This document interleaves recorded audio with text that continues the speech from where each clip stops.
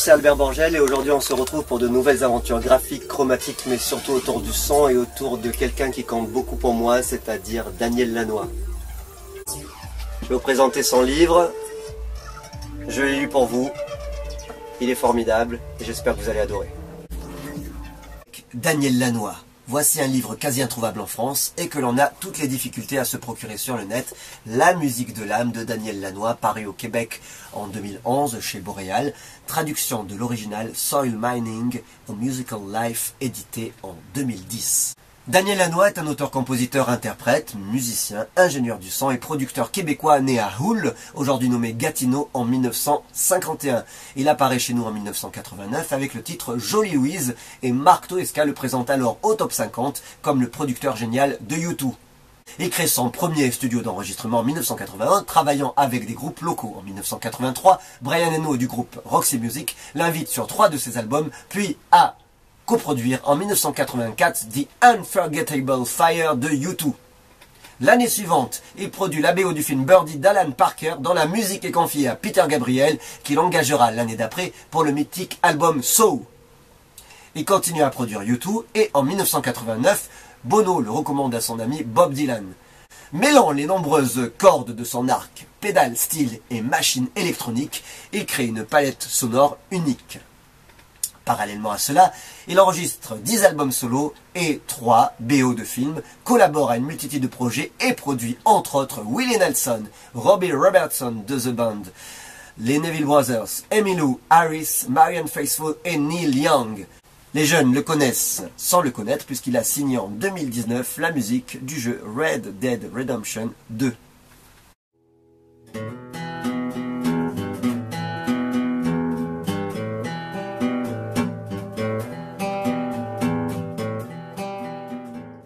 Alors la question se pose, pourquoi écrire la musique dans des carnets? Pourquoi prendre des notes de musique? Page 18, mes cahiers débordent de ce genre de diagrammes. J'en dessine tellement parfois que ça me rend fou. Mais je n'ai jamais pu m'en passer. Garder sur papier la trace des arrangements et des idées a toujours fait partie de mon processus de travail. Se souvenir est simplement synonyme de choisir. Page 90, les détails les plus infimes sur chaque nuance des arrangements frisent le moléculaire. Page 94, ou relié au rêve qui semblait issu de mon sommeil paradoxal. La discipline est une alliée du travail. Et un cahier en ordre permet de travailler de manière ordonnée. Esprit analytique chez les Lanois. Mon frère Bob et moi avons un esprit semblable. Nous démontions le moteur de la voiture familiale, puis le réassembliant, avant que ma mère rentre à la maison. L'esprit qui observe un transformateur électrique du haut d'un poteau et comprend la réduction du courant à haute tension à 220, puis à 110 volts. Le genre d'esprit qui mémorise l'itinéraire complexe de la livraison du journal et le nom de chacun des clients. Le genre d'esprit qui veut connaître ce qui se passe à l'intérieur des usines, cherche à connaître les coulisses de l'industrie d'acier à Hamilton et à comprendre comment on fabrique le fil enroulé sur d'énormes bobines industrielles enroulées dans la cour. Le genre d'esprit qui est impatient de savoir qui serait le prochain client du journal. Je vais à présent vous parler du journal de travail en studio de Daniel Lanois. Le but étant, page 73, de chercher son son propre. Page 73, matériel. À New York, comme je n'avais emporté aucun instrument, je suis allé à la 48e rue. J'y ai trouvé tout ce qu'il fallait pour composer les chansons de mon premier album, entre autres chez Manny's Music et We Buy Guitars. Mon équipement comprenait une guitare Les Paul Junior d'occasion, avec une mécanique Grover, plaqué or, et une Jazzmaster d'occasion elle aussi, avec des chevilles Grover, une console de mixage Hill à 16 voix, un magnétophone analogue 12 pistes Akai, entrée de ligne moniteur par carte audio Sound Blaster et une pédale d'écho Korg pour ma guitare. Dont m'avait parlé D-Age et que j'utilise encore. Mon installation était fantastique et silencieuse, puisque l'équipement ne comportait aucun ventilateur de refroidissement, caractéristique que je recherche toujours. J'ai eu la tête plongée dans mes appareils pendant quelques mois, et je suis arrivé à maîtriser la boîte d'écho Korg. Les sons que je concevais sont devenus une partie de moi-même, le prolongement de mes doigts, de mon cœur et de mon âme. J'étais fier d'avoir surpassé le niveau des appareils communs pré-réglés. La méthode de Daniel Lanois consiste à faire un échantillonnage de sons. En peinture, j'appelle cela des zones de jouissance, c'est-à-dire des textures. Page 19. La Terre tourne de la même façon pour tout le monde, mais chacun choisit de voir ce qu'il veut, se rappeler les petits détails qui comptent, de minuscules éléments d'information moléculaire qui volent autour de nous. Un moment divin peut scintiller de façon discrète, trop peu pour changer quoi que ce soit à lui seul. Mais les étincelles s'additionnent pour construire des formes qui sont à l'origine du son. Page 100. L'échantillonnage consiste à aller chercher une touche spéciale qui existe déjà sur un autre disque. Il y a un beau chapitre qui s'appelle, page 56, pression acoustique. Moi, je l'ai appelé la méthode baroque. Il y fait la comparaison entre la ferronnerie d'art, dans la grille de fonte ornant l'entrée de la maison de 1929 à L.A., nommée Bella Vista. Je cite, « Les ferronniers de l'époque obéissaient à une idée maîtresse. Les motifs floraux gothiques de la grille se trouvent dans toute la maison, dans les vestibules, les couloirs et les salles de bain.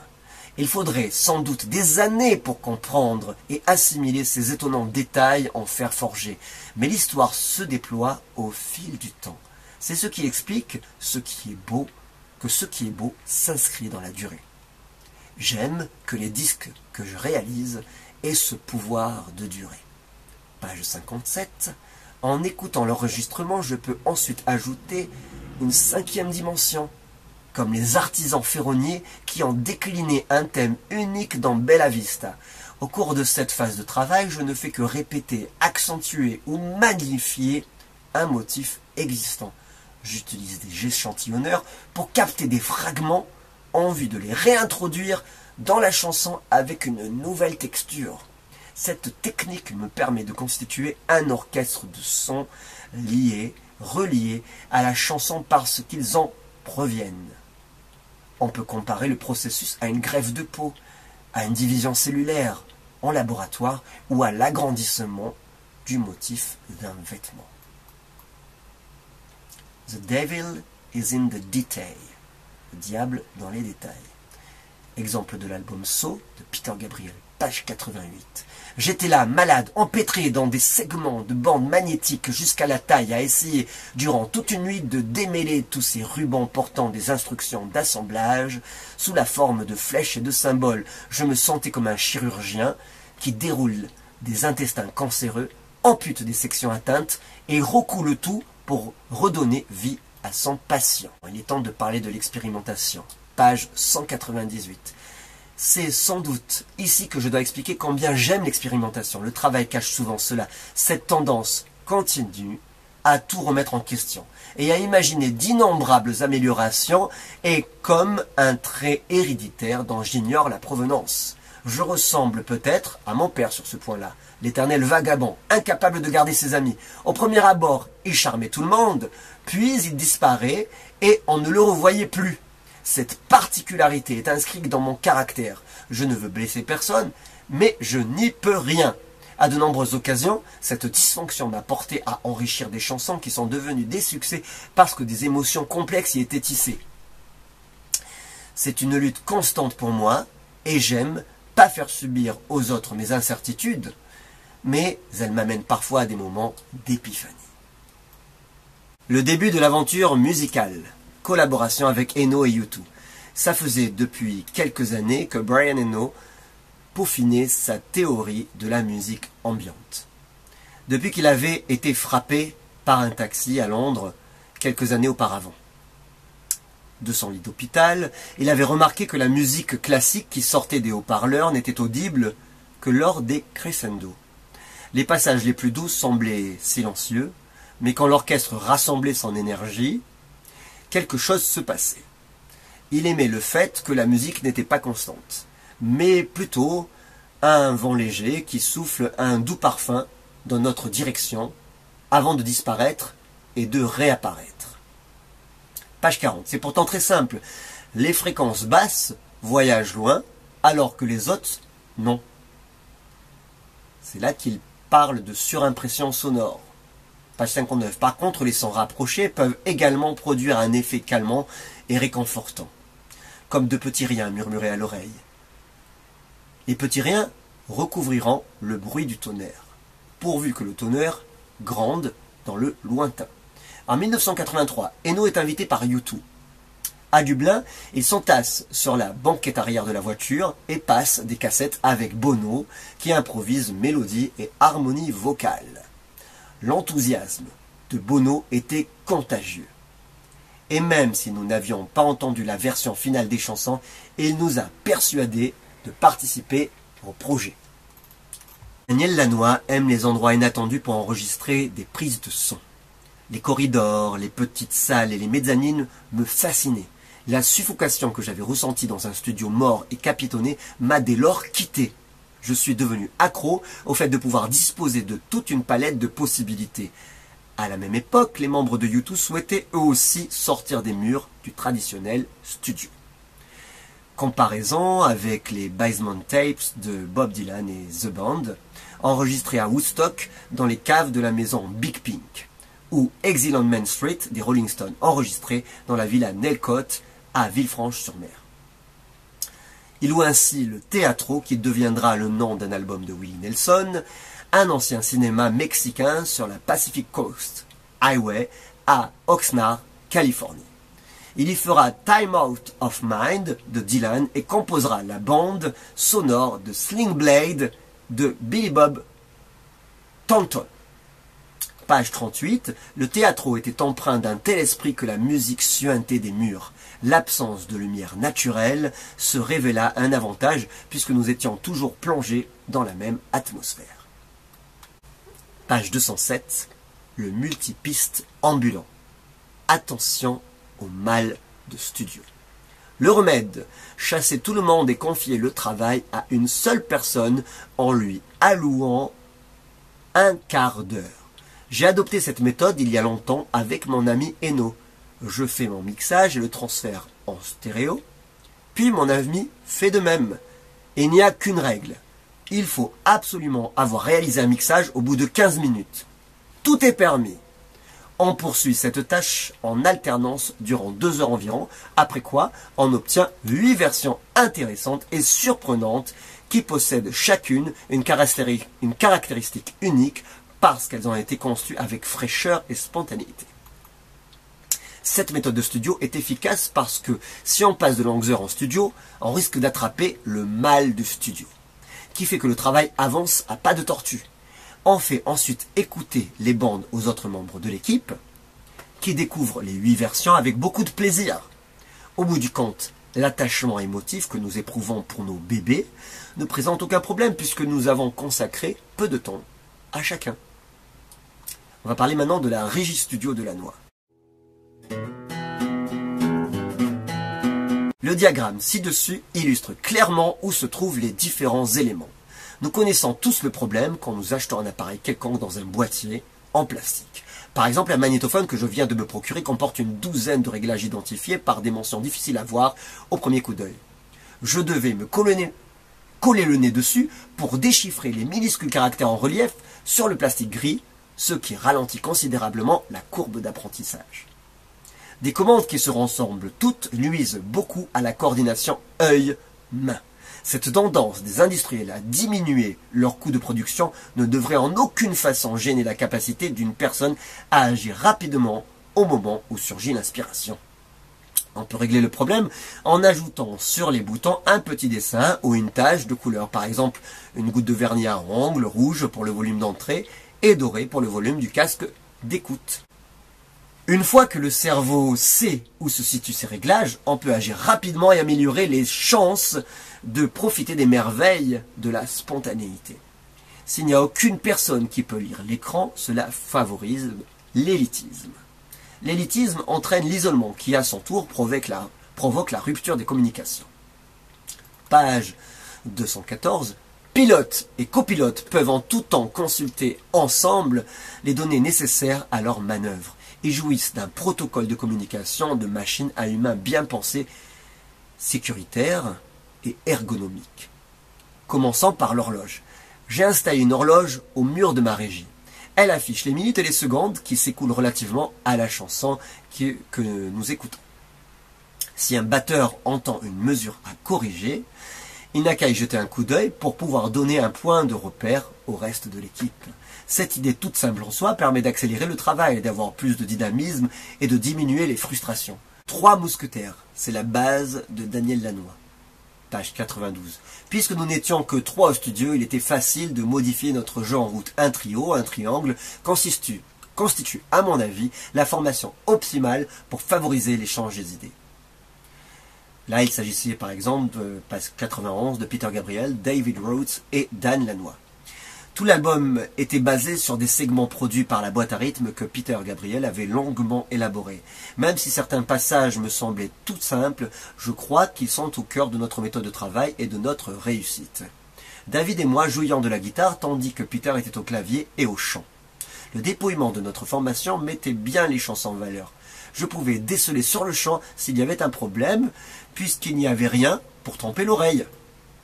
C'est étrange d'écouter les pièces de soul à cette étape préliminaire, avant l'ajout des surimpressions sonores. Cet élément de base avait déjà été de l'âme du feeling, et comme les miettes de pain du petit poucet, il nous permettait immanquablement de retrouver notre route si nous nous égarions au cours de nos expérimentations.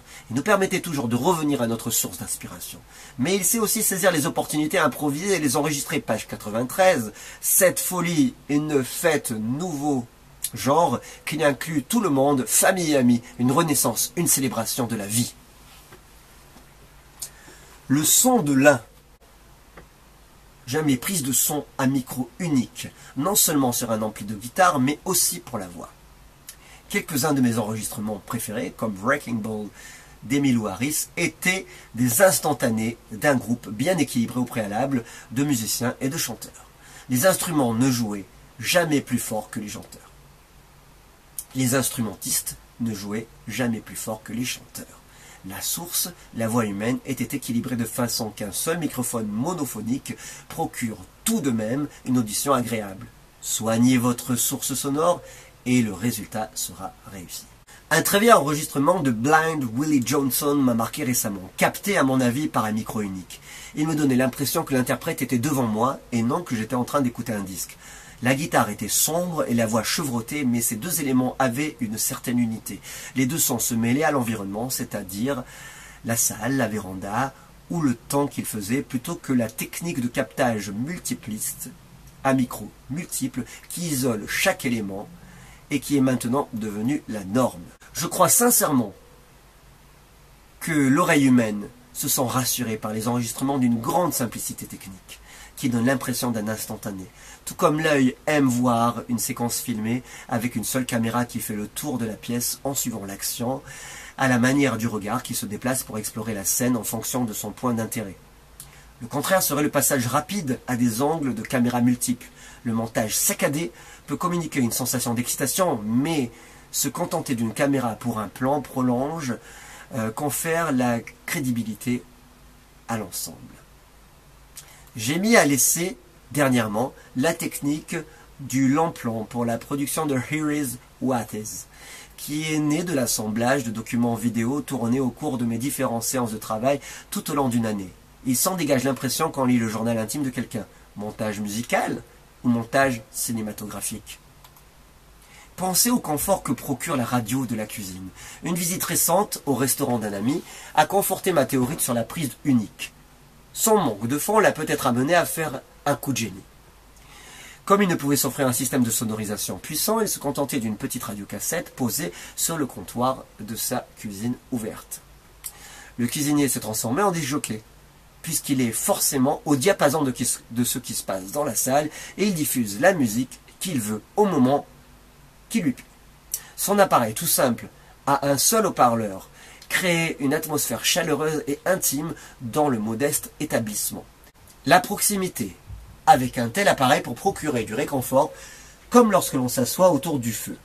En jouant avec le bouton du volume, le cuisinier s'ajuste aux demandes des clients. Ce serait difficile à faire s'il devait courir à l'arrière du resto pour régler les amplis, les répartiteurs et les égaliseurs graphiques conçus exprès pour que le cuisinier se sente impuissant. Comment les Beatles ont-ils réussi à produire de si bons albums dans les années 60 avec 4 pistes seulement? Ils ont réuni un ensemble d'instruments dans un ampli sommateur et ils ont transféré ce message sur une seule piste.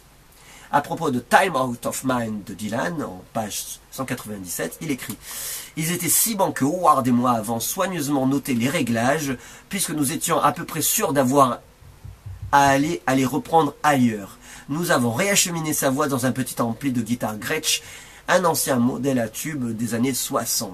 Et cela a automatiquement teinté sa voix du son des anciens disques que Bob m'avait suggéré d'écouter. Je me suis assuré qu'on entende cette sonorité lors de tous nos écoutes, parce que c'est toujours une bonne idée de stimuler l'équipe et parce que je voulais démontrer à Bob que nous avions découvert le secret des anciens albums de Charlie Patton.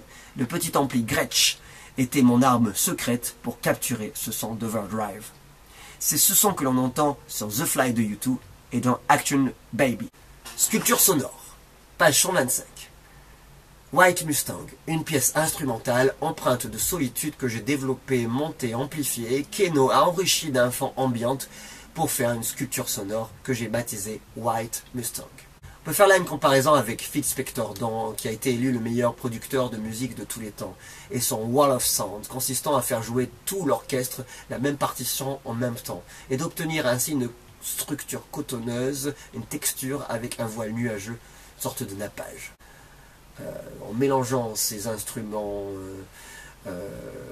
comme la steel guitar, les guitares et l'apport de sons d'appareils comme les samplers, comme les appareils de studio, eh bien Daniel Lanois il crée son propre son et ça c'est important. La country, musique de pays, de paysans, d'artisans. Page 55. Parente lointaine de la musique irlandaise, cette musique a participé de la construction du rock'n'roll.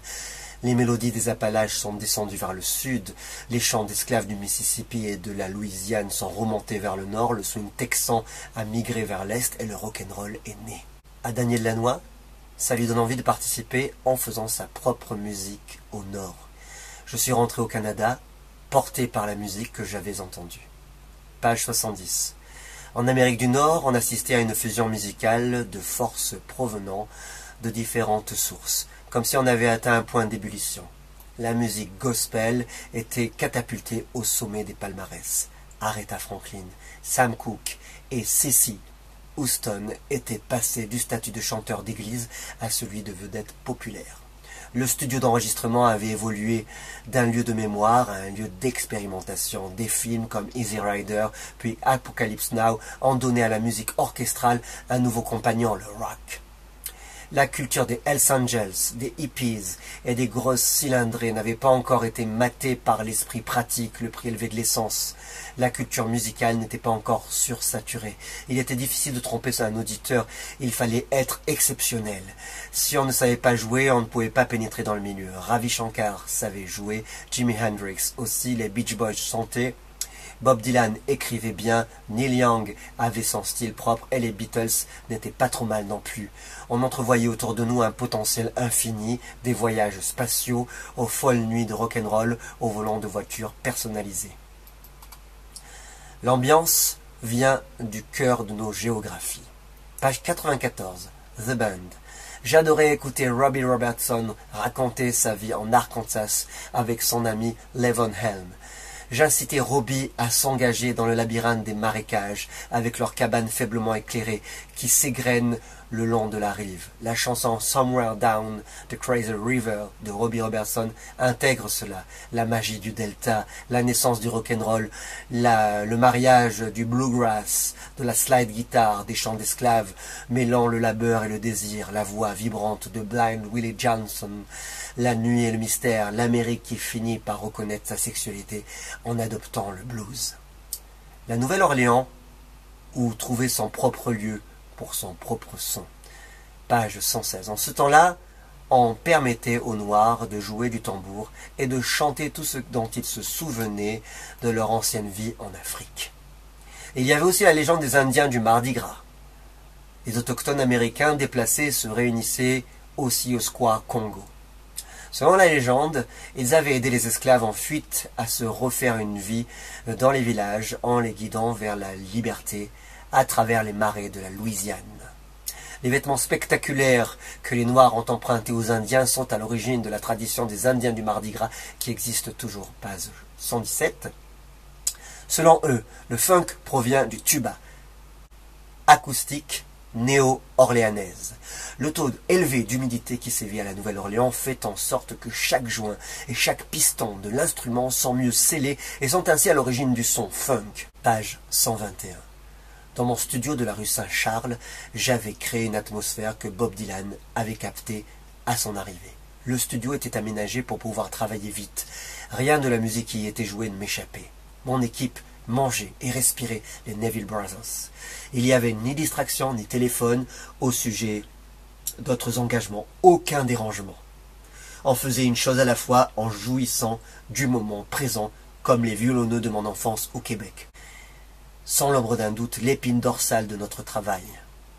On ne réalise pas un disque des Neville Brothers sans avoir fait ses devoirs. Les esclaves dans les champs de coton, les Dorsey, les Meters, Uncle Jolly, Professeur Longhair et Dr. John étaient nos esprits tutélaires et nos gardiens, les anges qui veillaient sur nous. La ville qui avait donné naissance au jazz m'accueillait moi, le Canadien errant. Bob Dylan a écouté quelques chansons de l'album des Neville Brothers, dont une version de la chanson With God interprétée par Aaron. La basse, page 138. Il y a un aspect de la musique mexicaine qui est très bien dans un jukebox et qui m'a toujours plu, la basse.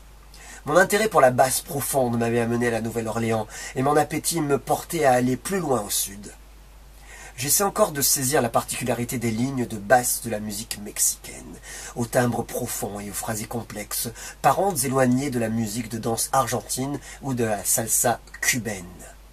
La musique mexicaine et le zydeco ou zarico de la Louisiane ont probablement évolué en parallèle. Leur ligne de basse semble conçue en fonction de la danse et de la fête. Si on veut comprendre une forme musicale, il faut aller aux sources. Page 161. Emmylou Harris. On a travaillé sur son identité sonore et émotionnelle. Lorsqu'une vibration me touche, elle déclenche mon imaginaire. Mentalement, je réunissais déjà des musiciens, un groupe qui représentait la tradition, tout en donnant à Emily la chance d'élargir sa palette. J'ai pris la décision de bâtir l'album axé sur son identité émotionnelle, parce que les albums sonnent vrais quand ils traduisent l'état émotionnel d'un artiste. Parlons maintenant de Time Out of Mind de Dylan, le Grammy Award de 1998, c'est-à-dire du Dylan Vintage, le retour vers le futur de Dylan. Page 176. J'ai pris très au sérieux la suggestion de Bob au sujet des vieux disques de blues et de rock and roll. Mon ami Pretty Tony Mangurian avait un petit studio à Manhattan à l'époque et nous nous sommes réunis pour écouter ses enregistrements. Je les connaissais déjà, mais je ne les avais pas entendus depuis longtemps. Bob avait raison. Un vibrant sentiment d'urgence en émanait. Nous sommes entrés dans le jeu, Tony et moi. Nous avons fermé les yeux et nous nous sommes transportés en imagination au milieu de l'orchestre endiablé de Charlie Patton. Nous avons enregistré par-dessus plein de nouvelles pistes. Nous improvisions. Je plissais les paupières jusqu'à ce que le minuscule studio de Mangurian se confonde avec la cabane de Link Wray. Quelqu'un qui frappe sur les murs en criant « Fire and Brimstone », le fantôme de Bo Diddley, les maracas, dominant tout, Little Richard pointe son nez à la fenêtre, « Good golly Miss Molly », le rockabilly de Link, la guitare nasillarde, même le banjo s'était mis de la partie, quelqu'un d'autre battait le rythme sur une valise. La complexité de l'interaction rythmique était stupéfiante. Link et ses comparses avaient fondu différentes sources musicales pour créer un nouveau paradigme. La cabane de Link, le delta du Mississippi, en miniature. Même si un batteur dans sa vie n'écoutait que Fire and Brimstone de Ray ou In Time de Sly and the Family Stone sur le disque Fresh, il saurait se tirer d'affaire. Link Wray était un métis, Elvis aussi, James Brown avait aussi un peu de cela en lui, un peu de sang amérindien coulait également dans mes veines, juste assez pour me garder branché, même si ce n'était qu'à travers un lointain instinct génétique. J'aime ces vieux disques de Link Wray. Si on écoute Fire and Brimstone, on se rend compte que la complexité des couches inspire au moins sur le plan rythmique les disques que j'ai essayé de faire, ou du moins le disque que je souhaitais faire avec Bob. Tony et moi avons réécouté nos Jam Station. Là, on s'aperçoit que Danny Lanois est un brillant faussaire. Il fait des jams sur un disque existant et ensuite il le vire et il garde son travail à lui. Mais l'essence, ce qui sous-tend le disque, c'est quelque chose d'ancien. Et avons choisi les meilleures sections de 8 mesures environ. Nous avons ensuite effacé le vieux matériel pour ne garder que ce que nous avions joué par-dessus. Notre jeu vibrait. Même sans les sources, il vibrait. C'était bien. Tony et moi avons fait 2 ou 3 séances comme celle-là. Et j'ai quitté le studio de New York avec une quinzaine de grooves qui pouvaient convenir à Time Out of Mind. À cette époque, Bob venait régulièrement à mon studio à Oxnard, en Californie. L'ancien cinéma mexicain appelé le Teatro. Bob est un pianiste du tonnerre, qui a un très beau jeu de la main gauche. Il a transformé mon vieux Steinway en une boîte à rythme remplie d'oiseaux. Ce qu'il chantait assis au piano était riche, profond. Tony et moi, les gardiens du temps, contrôlions les bandes préparées à Manhattan dans nos écouteurs et Bob jouait et chantait avec nous. On pouvait ensuite entendre l'assemblage des enregistrements et des mixages. Par hasard, nous venions de découvrir une formule magique. Nous avions trouvé le son de Time Out of Mind. J'étais tellement enthousiaste que je n'arrivais pas à fermer l'œil. Bob avait écrit une poésie puissante et je sentais que nous tenions quelque chose de grandiose. Nous avions trouvé une façon de capturer le son d'anciens enregistrements américains et mon esprit s'est mis à tourner à toute allure. Nous allons peut-être réaliser le plus grand album de tous les temps. Bob avait atteint un sommet lyrique. Moi, j'entrevoyais à l'horizon un nouveau monde de sonorité. L'idée de faire un disque sincère, senti, dangereux et monumental m'obsédait. Même si nous n'avions pas d'échéancier de travail, Bob, tel un fantôme, apparaissait au théâtre de plus en plus souvent. Il n'y avait rien d'orthodoxe autour de nous. L'atmosphère étrange du théâtre pénétrait notre travail. Derrière les portes closes, le temps n'existait plus. Nous aurions pu vivre à n'importe quelle époque. Nous avions inventé un permis de désobéir aux règles de la technologie contemporaine. Les bandes démos débordaient d'émotions, mais nous avions l'esprit clair. Mes sentiments à cette époque, tels qu'ils aient été, seraient inscrits dans l'album. Sur la scène, à la remise des Grammy en 1998, quand nous avons brandi notre trophée du meilleur album de l'année, Tony Garnier m'a soufflé à l'oreille qu'il ne se rappelait pas comment tout cela était arrivé. J'arrive à relever les défis technologiques, car mes années d'expérimentation m'ont appris à retomber sur mes pattes. Il en va autrement des défis psychologiques. Quand on me demande pourquoi je fais ce métier, je réponds que ce n'est pas pour l'argent. En vérité, je ne m'intéresse pas beaucoup à la production de disques, et j'ai toujours trouvé stupide le titre de producteur qu'on m'accole, comme si j'étais un chien portant une médaille, comme si j'étais le serviteur obéissant à une noble assemblée, ou le préposé au comptoir des pièces d'un garage. On dit parfois engageant Lanois pour obtenir le son magique Lanois, comme si j'étais un styliste qui conseille le port de la cravate jaune pour avoir du succès auprès des belles filles. Voilà, bien sûr, c'est là où Daniel Lanois se trompe. Un styliste, ce n'est pas que ça. Je reprends son discours à lui. Je ne suis pas un spécialiste, je suis un enfant de Dieu, le fils de ma mère, le produit des valeurs qui orientent mon travail. Je suis le fruit du travail, de l'exploration des possibilités, des expériences sonores qui cherchent à voler au-dessus aussi bien du postmodernisme que de la tradition. J'adore le passé et je respecte les créateurs et les créatrices de la grande musique qui nous a précédés, mais j'aime aussi faire des disques futuristes, révolutionnaires. Page 251. Le petit Danny Lanois est là, qui s'accroche à d'anciennes valeurs. Ne pas avoir peur du travail, se lever tôt, pour chasser les bourdonnements et ronflements, se demander pourquoi le ventilateur de l'ordinateur fait tant de bruit dans la régie. Nous allons chanter pourquoi la stupide console de mixage inline est devenue la norme de l'industrie. Page 143. Quand je réécoute ce que j'ai composé à la Birdhouse, je me rends compte que mon problème, c'était ma tendance à constamment me remettre en question. Je suis plus fort maintenant, et je finirai bien un jour par réussir à réutiliser les petites perles créées dans la cabane d'oiseaux. Je vais terminer sur quelques considérations éparses glanées au fil de ce livre merveilleux qui est Daniel Lanois, La musique de l'âme, et que je vous remontre et qui est fantastique. Page 248. Je remercie Dieu de m'avoir donné la faculté de m'enthousiasmer. Estime de soi. Il faut croire qu'une chanson vit dans une guitare, juste en la regardant, accrochée au mur. Pensez à une boule de cristal. Il faut savoir lire l'avenir d'une chanson. J'ai toujours beaucoup respecté mes instruments et j'en prends soin de mon mieux. Lorsqu'ils se brisent ou se couvrent de poussière, je sais que je dois réajuster ma vie. Sagesse amérindienne. Faire un avec la nature est enseigné par la sagesse indienne, dont Daniel Lanois est imprégné par ses origines. Je cite, page 13. Il s'agissait avant tout de ne faire qu'un avec la nature. On fait un pas, puis on arrête pour écouter. Ce qu'on aura entendu durant cette écoute va dicter la direction de l'autre pas, puis on s'arrête encore, et ainsi de suite. Il se produit quelque chose de puissant quand on se lève avant tout le monde. Page 23. J'aime toutes les idées, même les plus absurdes. Page 36. Parfois les événements s'enchaînent de façon inattendue, mais on l'a d'une certaine façon provoqué en suivant son instinct. Ou page 37. Parfois on fait quelque chose sans rime ni raison, mais on obéit à un sentiment, on pourchasse une idée, même si elle ne semble avoir aucune implication pratique.